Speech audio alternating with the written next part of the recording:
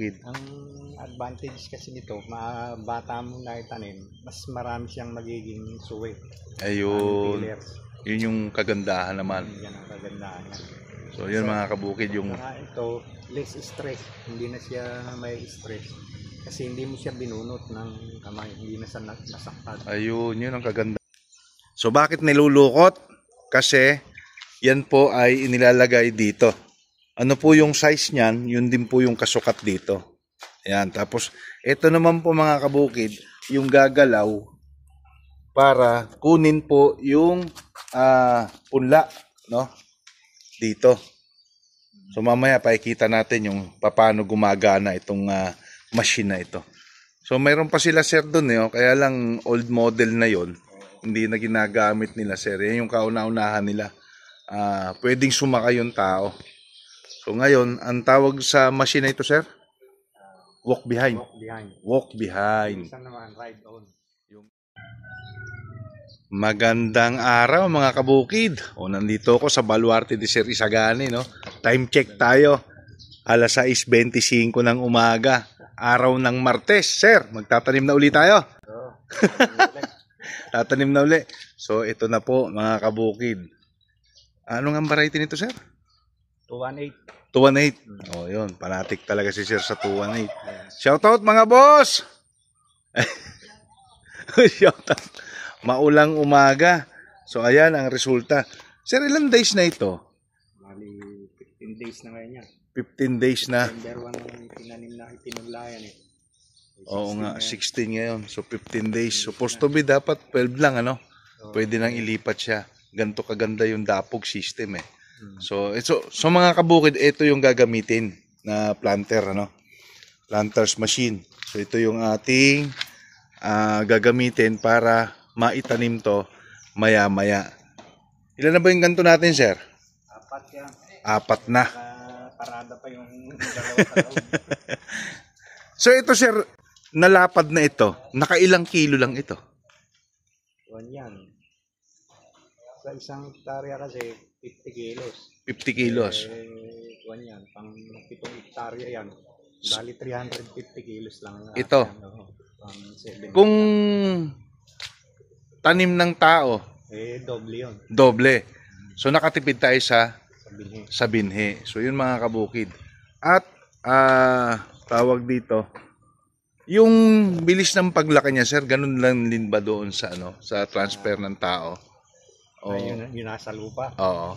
Ganun lang din. Ganun lang din, ano. So yun mga kabukid. Ang advantage kasi nito, bata mo na itanim, mas marami siyang magiging suwi. Ayun. Pillars.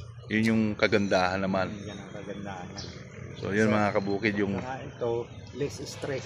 Hindi na siya may stress. Kasi hindi mo siya binunot ng kamay. Hindi na siya nasaktan. Ayun, yun ang kagandahan pala sa dapog. Actually mga kabukid, matagal na po itong sistemang ito. Kaya lang, mahirap lang gawin lalo na't wala kayong ganito. Matrabaho. 1980s pa ginagawa na po ito ng mga sinaunang farmers, ano. Kaya lang noon limited lang po talaga ang may mga planters machine. So ayan. Ang ganda, no? Parang Bermuda grass. Kung titignan mo sa malayo, nakakatuwa. So bakit nilulukot? Kasi yan po ay inilalagay dito. Ano po yung size niyan, yun din po yung kasukat dito. Ayan, tapos ito naman po mga kabukid, yung gagalaw para kunin po yung punla, no? Dito. So mamaya pakikita natin yung paano gumagana itong machine na ito. So mayroon pa sila sir doon, kaya lang old model na yon, hindi na ginagamit nila sir. Yan yung kauna-unahan nila. Pwedeng sumakay yung tao. So ngayon, ang tawag sa machine na ito, sir? Walk behind. Walk behind. Walk behind. Isa naman, ride on. Yung isa ride on yun, may monobela. Kita nyo naman dyan sa video, may monobela siya. Kaya lang, hindi na nila ginagamit. Yun yung una nilang planters, ano? So ayun, maya-maya mga kabukid, ay itatanim na ito doon sa kanyang permanenteng taniman. So ito bali sir ay pang 7 hektarya. Lahat yan. O yan, 7 hektarya itong pinunla ni Sir, no? At hindi na pala magkakaroon ng kasunod. Last na ito. Oh, last na. Last na. Dati kasi halos lahat. Oh, Ito ang ginamit nyo. ngayon, inulang kami nung yung lupa na gagamitin. Kaya Ayun. tanim tao yung iba. Nag-uulan, hindi kami makakuha ng Lupa. Kailangan tuyo yung lupa kasi gagamitin. Yung kasi medyo madiwara dahil dapat pino, tapos nilalagyan pa nila Sir ng ano yan, ng abo? Ay, uling. Buhagag yung lupa. Nilalagyan pa nila Sir ng uling yan. Hinahalo pa sa lupa. And then meron pa yatang ipa na nilalagay si Sir dyan. Wala na. Meron ipa. Meron pa rin, ano? Bulok na ipa na. Yung ginamit nila sa itik. Ayun. Kaya may organic na rin yun.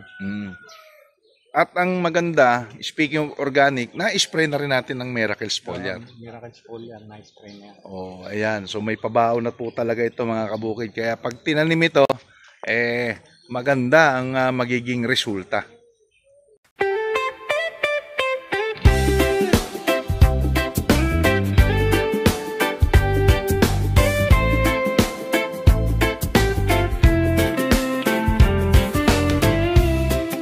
Sa bukirin, araw ay sumisikat.